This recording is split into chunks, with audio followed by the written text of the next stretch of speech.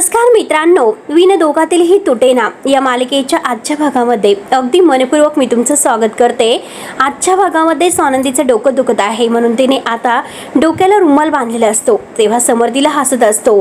समर म्हणतो की अहो स्वानंदी मॅडम बघा ना, खरंच कशा दिसतात। तेव्हा स्वानंदी म्हणते की अहो राजवाडे, आत्तापर्यंत इतकं डोकं माझं कधी दुखलं नसेल, आत्ता दुखत आहे। समर म्हणतो की हे बघा ऐका, माझं एखादी गोळी घ्या। त्यावरती आता स्वानंदी म्हणते की नाही राजवाडे, मला ना गोळी घ्यायची नाही। समर म्हणतो की हे बघा, मला माहिती आहे की तुम्हाला गोळी वगैरे काही घ्यायची नसते, कितीही जरी त्रास झाला तरी सुद्धा, परंतु आता तरी सुद्धा तुम्हाला गोळी घ्यावीच लागेल। जेव्हा तुम्ही गोळी घेताल त्याच वेळेस तुम्हाला बरं वाटणार आहे, त्यामुळे प्लीज तुम्ही गोळी घ्या। तेव्हा आता स्वानंदी म्हणते की हे बघा, मात्र मी आता बाम वगैरे लावलेला आहे, त्यामुळे मला गोळी वगैरे काही नको। तेव्हा समर म्हणतो की एक काम करा, तुम्ही कायम अशी चिडचिड करत जा आणि कायम चिडचिड करून आता स्वतःला असा त्रास करून घेत जा। तेव्हा स्वानंदी म्हणते की काय करू मग? समर परत म्हणतो की मी तुमचं डोकं आता चेपून देतो आणि मस्त बाम लावून देतो। त्यावरती स्वानंदी म्हणते की नाही, आता मात्र मला बरं वाटतं, मला काही बाम वगैरे लावायचं नाही। तेव्हा समर म्हणतो की अहो तुम्ही बघतच राहा की समर राजवाडे मात्र स्वतःचं प्रेम घेऊन आता हे मैदानात उतरणार आहे, त्यामुळे बघतच राहा की नक्की काय होतं, तुमचं डोकं कसं बरं होतं। वळा तुम्ही माझ्याकडे पाठ करा। म्हणून तो आता स्वानंदीच्या जवळ येतो आणि स्वानंदीच्या मागे बसून अगदी मस्त तिचं डोकं चेपून देत असतो। तो म्हणतो की ओ स्वानंदी मॅडमचे मेंदू, नक्की तुमचं काय चाललं? तेव्हा स्वानंदी हसते आणि म्हणते की राजवाडे अहो जरा गप्प बसा ना। समर आता मेंदूला म्हणत असतो की हे बघा, तुला कळतं का? अरे तू इतका पळत असतो, त्यामुळे माझ्या बायकोला त्रास होतो, तुला कळतो का काही? यापुढे जर तू माझ्या बायकोला असा त्रास दिला तर गाठ माझेच असेल। स्वानंदीला फारच हसायला येतं। स्वानंदी म्हणते की बास बास बास, आता माझ्या मेंदूला जर आणखीन तकलीफ दिली तर तो आणखीन काम करेल, त्यामुळे बाद झालं। म्हणून स्वानंदी तर बाजूला होते। स्वानंदी आता बेडवर झोपते तर समर तिच्या डोक्यावर हात ठेवतो आणि म्हणतो की एकदम अशी छान झोप लागेल, कारण मी तुमचं डोकं आता चेपून दिलेलं आहे, अगदी मस्त झोप लागेल। तेव्हा स्वानंदीला हसू येत असतं। स्वानंदी आता डोळे बंद करून पटलेली असते, कारण तिला बरं नसतं, डोकं फार दुखत असतं। समर तिला अगदी लहान बाळासारखं थापडत असतो आणि म्हणतो की हो ना, आता डोकं सुद्धा दुखायचं थांबेल आणि छान झोप लागेल। तिच्या डोक्यावर हात असतो। तेव्हा स्वानंदी म्हणते की राजवाडे तुम्ही किती किती करताल माझ्यासाठी। त्यावरती आता समर म्हणतो की हे बघा स्वानंदी मॅडम, तुमच्यासाठी किती पण आणि काही पण आणि कुठे पण। तेव्हा स्वानंदी लगेच आता समरला आय लव्ह यू असं म्हणते। समर सुद्धा आता खुश होत I love you to you असं म्हणतो आणि आता झोपा असं म्हणतो।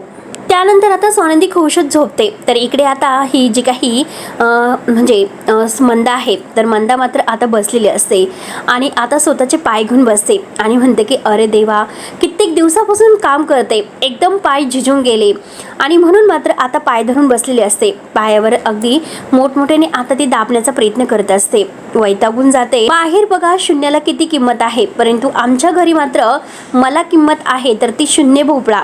आता मात्र मंदाची चिडचिड सुरू असते आणि मलिकाचा आता एक वेगळा डाव असतो, तिला पुढचा डाव खेळायचा असतो, म्हणून ती लगेच आता मंदाताईंना फोन करते। मंदाताई फोन उचलतात आणि हॅलो, आता मलिका म्हणते की मी बोलते। अहो मंदाताई, चिडून मात्र आता मंदा बोललेली असते। तर आता मंदा परत म्हणते की सॉरी बरं का विहीनबाई, अहो मी बघितलं नव्हतं आणि म्हणून मात्र चुकून न बघताच मी आता चिडून गेले। त्यावरती आता मलिका म्हणते की हो मला कळत आहे, कारण मात्र तुम्ही चिडलेले आहात। मंदा म्हणते की अहो काय करणार, घरामध्ये सगळं काही एकटीला करावं लागतं आणि आता एकटीलाच हे सर्व करावं लागत आहे, दुसरं कोणी मदतीसाठी सुद्धा येत नाही आणि ती आदिरा एकही काम व्यवस्थित करत नाही, सारखी रूम मध्ये बसलेली असते। तेव्हा मलिका म्हणते की अहो हे बघा मंदाताई, मला माहिती आहे की आदिराचा स्वभाव कसा आहे, आदिरा मात्र आहेच तशी, तिला कामाचं अजिबात वळण नाही। तेव्हा आता मंदा परत म्हणते की हे बघा, आमच्या सुष्मिताला होती का कसली सवय नाही ना, आणि तरी सुद्धा ती इतकी लाडा कोडात आमच्या घरी वाढलेली आहे, पण तरी सुद्धा मात्र आता तिकडे येऊन कशी रोळली। आणि तुम्ही आहात ना माझ्या म्हणजे सुष्मितावर खुश, आणि बघा ना खरंच म्हणजे सुष्मिता किती छान वागते, म्हणून तुम्ही तिच्यावर प्रचंड खुश आहात। तेव्हा तिचं कौतुक करण्यासाठीच तुम्ही आता फोन केला असेल। तेव्हा मलिका म्हणते की हो, मी तर कौतुक करण्यासाठीच फोन केला, कारण सुष्मिता आहेच तशी कौतुक करण्यासारखी। खरंच मला सुष्मिताचं फार कौतुक वाटतं, सुष्मिता आहेच तशी सोन्यासारखी आणि सुष्मिता नाव ठेवण्यासारखी नाहीच। तेव्हा मला असं वाटतं की तुम्हाला एखादा दागिनाच गिफ्ट करावं. तेव्हा लगेच आता मंदा तर खुश होते आणि म्हणते की अहो द्या ना मग. आणि तुम्हाला कोण अडवतात, आता अहो द्या ना मला दागिना. आणि तुम्ही तर अगदी राजवाडे आहात, श्रीमंत घरचे, आणि तुम्हाला कसली कमी नाही. तुम्ही दागिना काय 1 मिनिटात देताल. तेव्हा आता मलिका नाटक करत म्हणते की अहो हे बघा, माझ्या जर हातामध्ये असतं तर मात्र मी तुम्हाला 1 मिनिटात दिलं असतं. तेव्हा लगेच आता मंदा म्हणते अहो विहीनबाई, कळतं मला, सगळं काही तुमच्याच हातामध्ये आहे. मलिका आता परत म्हणते की अहो घराच्या चाव्या, तिजोरीच्या चाव्या, सगळं काही तुमच्या सुष्मिताच्या हातात आहे. त्यामुळे मला मात्र मागण्याची काहीच तुम्हाला गरज नाही. हे बघा, तुम्ही सगळं काही हक्काने मागू शकता, तुम्हाला जे हवं आहे ते. तेव्हा मंदा म्हणते की हो नक्कीच. आणि खरंच विहीनबाई, आता खरंच मागू का? आणि तुम्ही नक्कीच माझी चेष्टा करत असेल, अशी मस्करी वगैरे करू नका. तेव्हा लगेच आता मलिका म्हणते अहो विहीनबाईची कोणी अशी मस्करी करत आहात का? म्हणजे विहीनबाईची कोणी मस्करी करतात का? अंशुमनकडे बघत मलिका हसत असते. अंशुमनला आता मात्र इतकं हसू येत असतं, कारण त्याला माहिती आहे की मंदाला बरोबर मात्र आता हे फसवत असतात. नंतर आता मलिका म्हणते की हे बघा, तुमच्या सुष्मिताचं तर कौतुक वाटतंच, पण कधी कधी असं वाटतं तुमचे हे संस्कार आहे तर तुमच्या सोनंदीवर जर असते ना, खूप बरं झालं असतं. आणि तेवढ्यात मंदा म्हणते की अहो हे बघा, त्या सोनंदीचं आता नाव घेऊ नका. जे काही तुम्ही सुष्मिताचं कौतुक करतात ना, तेच मला बरं वाटतं. हो, मलिका म्हणते की अहो तुमची सुष्मिता आहे ना, तो हिरा आहे, हिरा. तुमच्या हिऱ्याच्या म्हणजे आईला जर दागिना दिला तर काय इतकं बिघडतं बरं? कुठलीही मुलगी मात्र स्वतःच्या आईसाठी इतकं तर करू शकते. तेव्हा लगेच मलिका खुश होत म्हणते की हो ना हिहीनबाई, तुम्ही तर एकदम बरोबर बोलतात, खरंच खूपच छान. आणि मलिका आता फोन ठेवते आणि मंदा सुद्धा. त्यानंतर मात्र आता अंशुमन म्हणतो की खरंच किती करते आणि किती डोकं चालवते, खरंच माताई तुला प्रणाम आहे, काय करू मी तुझ्यासाठी. म्हणून अंशुमन आता मलिकाचं कौतुक करत आहे. तेव्हा मलिका म्हणते की बघ ना, किती काय काय करावं लागतं. त्यानंतर इकडे सुष्मिता तर अजूनपर्यंत भडकलेलीच असते आणि तिला असं वाटतं की आता काय करावं या ताईला, कारण ती सतत मला डोकावत असते. नक्की काय करावं तेच काही कळत नाही. एकदा मी मात्र या घराचा मेकओव्हर केला असता आणि आता किती जे काही व्ह्यूज आहे तर ते व्ह्यूज मिलियनमध्ये मिळाले असते आणि माझे फॉलोअर्स सुद्धा वाढलेले असते. नक्की आता हेच मला कळत नाही की काय करावं. म्हणूनच मला घराचा मेकओव्हर करायचा होता. त्यामुळे आता मी एक काम करते, मला मात्र हिची कंप्लीट करते आणि मम्मा मात्र मला बरोबर शिकवेल. आणि तेवढ्यात मात्र मंदाचा कॉल येतो. सुष्मिता म्हणते की अगं मम्मा, बरं झालं तू आता ह्याच वेळेस मला कॉल केला. तेव्हा आता लगेच मंदा खुशत विचारते की काय मिसेस राजवाडे काय म्हणतात. तेव्हा तर सुष्मिता चिडलेली असते आणि ती म्हणते की अगं मम्मा, बघ ना ती ताई माझा रोजचा दिवस आहे तो स्पॉइल करत असते. रोज ना मला काही ना काही सांगत असते, शिकवत असते आणि रोज सगळ्यांच्या समोर माझा इन्सल्ट करत असते. सारखा अपमान केल्यानंतर बघ ना मी कित्येक सहन करायचं, मग तूच तिला समजाव. तर मंदा आता खूपच खुश असते. मंदा म्हणते की हो हो हो मी सांगते. अगं मॉमने तुला फोन केला, मग मॉमची तू चौकशी व्यवस्थित करशील की नाही. तेव्हा सुष्मिता म्हणते की ठीक आहे, मी तुझी चौकशी करते, परंतु अगोदर तू ताईला समजावून सांग, तिला सांग की माझ्या डोक्यात जायचं नाही म्हणून. तेव्हा मंदा म्हणते की अगं सोडून दे, तुला तर माहितीच आहे की आपली सोनंदी कशी आहे, ती एकदम बाबावर गेलेली आहे. त्या दोघांना सुद्धा दुनियेला अगदी ज्ञान देण्याची भारी हौस असते. मी सुद्धा तुझ्या बाबांचं बोलणं मनावर घेते का? नाही ना.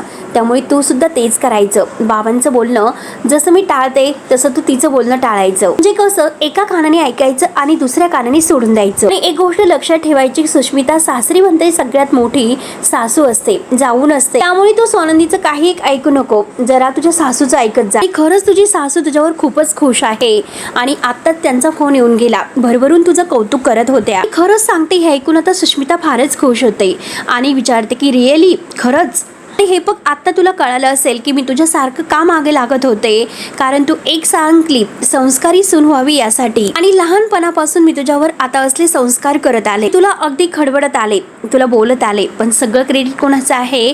सुष्मिता, अगं माझं आहे. तेव्हा सुष्मिता ऐकून म्हणते की हो मॉम, अगं सगळं क्रेडिट तुझं आहे. तेव्हा आता मंदा म्हणते की बस इतकंच, आता मी तुझं इतकं कौतुक करते, तुला इतकं मी म्हणजे संस्कार लावले आणि तू फक्त मला इतकंच देणार आहे का? तेव्हा सुष्मिता विचारते की अगं मी तुला काय देणार, कारण मंदाला आता दागिना हवा असतो, म्हणून तिला आता सुष्मिताकडून दागिना घ्यायचा असतो. मंदा म्हणते की अगं काय देणार म्हणजे काय विचारतेस, राजवाड्यांच्या सगळ्या काही तिजोरीच्या किल्ल्या, सगळे अधिकार आता हे तुझ्याकडे आहेत. हे बघ, सगळी सत्ता तुझी आहे, हो की नाही? त्या तिजोरीमध्ये किती किती प्रकारचे दागिने असतील, हो की नाही, आणि किती पैसे असतील ग. एक छोटासा दागिना तुम्हाला गिफ्ट म्हणून नाही देऊ शकत का? तर सुष्मिता म्हणते की हो देऊ शकते, कारण माझ्याकडे अधिकार आहे 100% मात्र मी तुला देऊ शकते.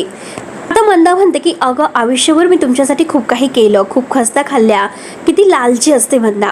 आता तिला दागिने घ्यायचे असतो म्हणून आता स्वतःच्या जे काही आईचं कर्तव्य असतं ते सुद्धा काढत असते. आणि सुष्मिता, अगं तुला तर माहितीच आहे की दागिन्यांची मला किती हौस आहे बरं. तुला तर माहितीच आहे की उद्या जर तुझ्या बाबांची परिस्थिती चांगली झाली तरी सुद्धा तुझ्या बाबांकडे आलेले सगळे काही पैसे ते दान करून टाकतील, पण माझ्यासाठी कधीच काही करणार नाही. आयुष्यभर मात्र मी फक्त दागिन्यांच्या दुकानात जात राहिले, ते फक्त दागिने बघण्यासाठी.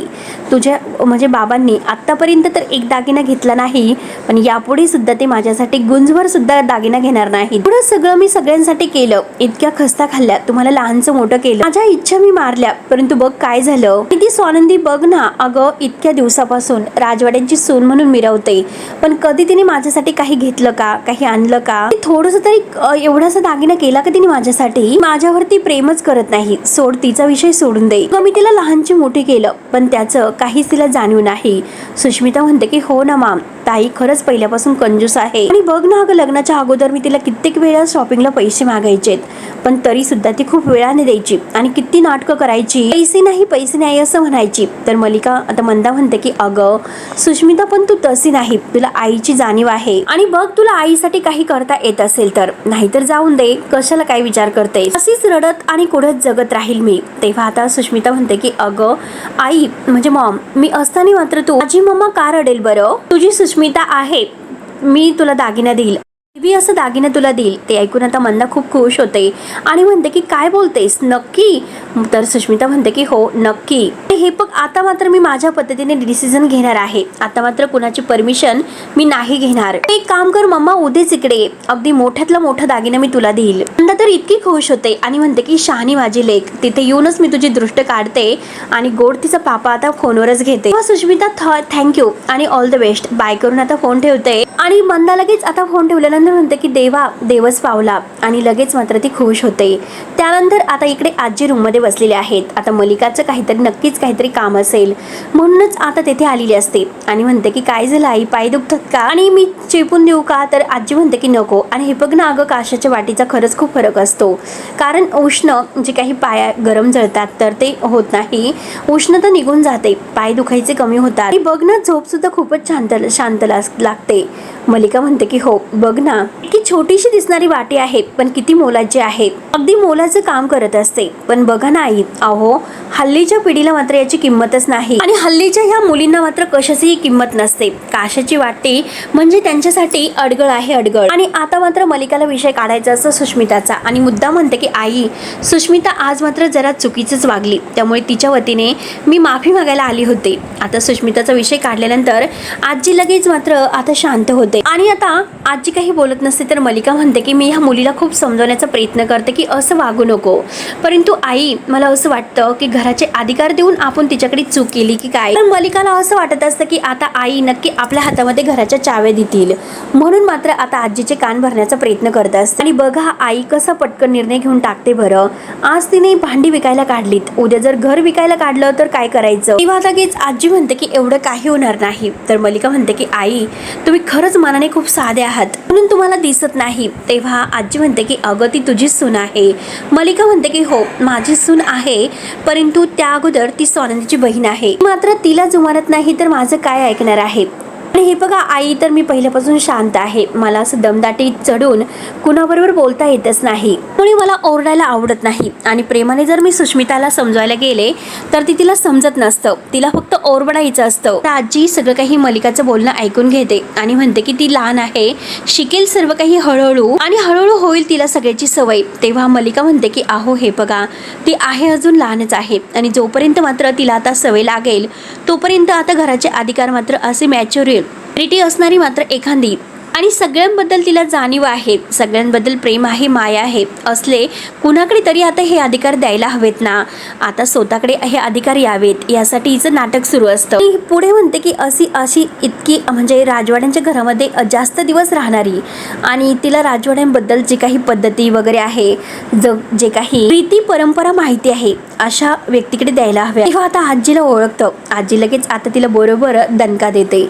आजी म्हणते की हो ना स्वानंदी आहे आहेस तशी, एकदम तशी. तेवढ्यापुरता मलिकाचा चेहरा पडतो, पण आजी समोर आता लगेच परत म्हणते ऑप्शन आहेच आपल्याकडे, पण तरी सुद्धा मात्र मला असं वाटतं की जास्त अनुभवी असणाऱ्या आणि जिला जास्त आपल्या घराण्याबद्दल जाणीव आहे अशा व्यक्तीकडे द्यायला हवी. आणि तेवढ्यात आजी म्हणतात की हो ना, पिंट्याची आई जर आज असती तर तिने खरंच सगळं काही छान सांभाळलं असतं. जे दोन्ही सुनांना मात्र तिने आपल्या हाताखाली चांगलं घडवलं असतं. स्वानंदी खरंच तिला फार आवडली असती. तेव्हा मलिकाचा चेहरा लगेच आता बघण्यासारखा होतो. शेवटी सगळं काही पिंट्याच्या आईबापांचंच होतं. शेवटी ते दोघंही गेले आणि त्यानंतर मात्र पिंट्याने सगळं काही सावरून घेतलं, सगळ्यांना सांभाळलं. तो मात्र आता घरातील कर्ता पुरुष आहे. घरातील सगळे अधिकार मात्र आता त्याच्याकडेच असायला हवे. आणि हे पग सुष्मिताचं जर म्हणशील, जर सुष्मिताने योग्य असं वापर अधिकारांचा केला नाही तर मात्र तिच्याकडून अधिकार काढून घेतले जातील. तर यासाठी तिने मंदाला बोलवलेलं असतं आणि तो प्लॅन तिचा पुढे असतो. त्यानंतर आता सुष्मिता आपल्या रूममध्ये मस्त तयार होते, साडी वगैरे नेसलेली असते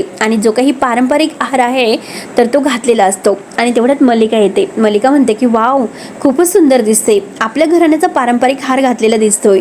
सुष्मिता आता हसते. सुष्मिता म्हणते की मम्मा, अहो खरंच किती ब्युटिफुल हार आहे. मला असं विचार आला होता की हार मात्र हा आहे ना माझ्या मम्माला देऊन टाकते, तिला असे हार खरंच खूप आवडतात. तो मल्लिका म्हणते की अच्छा, म्हणजे तू राजवाड्यांचा पारंपरिक हार तुझ्या मम्माला देणार का? तेव्हा सुष्मिता विचारते की मम्मा, म्हणजे मॉमीला काही प्रॉब्लेम आहे का? म्हणजे हे बघा, तुम्हीच विचार करा, माझ्या मम्माने खूप काही केलेलं आहे माझ्यासाठी आणि तिने माझ्यासाठी खूप सपोर्ट केलेला आहे. जर तिने सपोर्ट केला नसता तर मी राजवाड्यांची सूनच झाली नसते आणि हे अधिकार मला मिळालेच नसते आणि आता मात्र मी मालकीन कशी झाली असते. मग विचार करा, यामध्ये माझ्या मम्माचाच जास्त वाटा आहे. तिच्यामुळे मी इतकी मोठी मालकीन बनले. मग आता याचं सगळं क्रेडिट तिला आहे आणि आता तिला काहीतरी द्यायला नको का? आता मल्लिका मात्र मुद्दाम तोंडावर म्हणते की खरं आहे, खरं, तुझ्या आईमुळे मला इतकी गोड सून मिळाली. आणि सुष्मिता विचारते की हार माझ्या मम्माला गिफ्ट म्हणून देऊ का? तर मल्लिका म्हणते की हो नक्कीच, कारण तू आता या घराची मालकीन आहे, त्यामुळे तू हवं ते करू शकते. तेवढ्यात मात्र आता मल्लिका तिचं कौतुक करत असते की मालकीनबाई, मालकीनबाई. आणि मंदा मात्र येते आणि लगेच सुष्मिताला घट्ट मिठी मारते. लगेच सुष्मिता मात्र आता तिची बोलत असतानाच तो हार तिच्या हातात देते आणि मम्मा हे तुला गिफ्ट असेल. तर मंदा आता तो हार बघून खूपच खुश होते आणि म्हणते की मला तर असं वाटलं होतं की तू खूप छोटं गिफ्ट देशील, इतका मोठा हार तुम्हाला गिफ्ट म्हणून दिलास. तेव्हा सुष्मिता म्हणते की तू मालकीनबाईची मम्मा आहेस, मग तुला छोटं कशासाठी गिफ्ट पाहिजे? आता मंदा तो हार बघून खूप खुश होते. त्यानंतर इकडे स्वानंदी आणि समोर रूम मध्ये आहे आणि तो स्वानंदीला गुड मॉर्निंग करून आता तिची तब्येतीबद्दल विचारतो. तुमचं डोकं बरं आहे का? आता बरं वाटतं का? स्वानंदी म्हणते की इतका छान तुम्ही मसाज करून दिला, ताकद तरी आहे का डोक्याची परत दुखण्याची? मला झोप कधी लागलं ते सुद्धा मला नाही कळाली. तेव्हा समोर म्हणतो की बघितलंस का स्वानंदी मॅडम, माझ्या प्रेमाची ताकद काय आहे? आणि माझ्या धमकीने मात्र तो घाबरूनच झोपला. तेव्हा स्वानंदी म्हणते की हो ना, तुमच्या धमकीने मात्र तो शांत झोपला, परंतु हल्ली तर सुष्मिताच्या काळजीने मात्र जास्त विचाराने जास्त टेन्शन मध्ये आलेला आहे. समोर म्हणतो की नक्कीच तुम्ही विचार करतात म्हणून डोकं दुखतं. स्वानंदी म्हणते की नाही, आता मात्र मी त्या सुष्मिताला शपथ घालते, परत असं कोणतंही करायचं नाही आणि जे काही टेन्शन मध्ये काम कोणतंच करायचं नाही. तेव्हा समोर म्हणतो की एक मिनिट, हे सर्व करून काय होणार आहे? तर स्वानंदी म्हणते की ती नीट तरी वागेल. समोर म्हणतो की आता तुम्ही यापुढे असंच करत राहणार आहे का कायम? आता सुष्मिताला शपथच घालणार आहात का? स्वानंदी म्हणते की अहो मग मी दुसरं काय करू शकते राजवाडे? दुसऱ्यांची जबाबदारी स्वीकारण्यासाठी मात्र आपण सतत विचार करत राहायचं का? त्यांना समजावत राहायचं का? हे बघा स्वानंदी मॅडम, जी चूक मी केलेली आहे ती चूक तुम्ही करू नका म्हणून मी तुम्हाला समजावतो. तेव्हा स्वानंदी म्हणते की एक मिनिट, राजवाडे कोणत्या चुकीबद्दल तुम्ही बोलतात मला नाही कळालं. आणि तेवढ्यात मात्र आता समर सांगणार असतो. तर मित्रांनो, शेवटी हा भाग येथे संपतो. पुढे नक्की काय होणार आहे बघायला विसरू नका. तोपर्यंत धन्यवाद.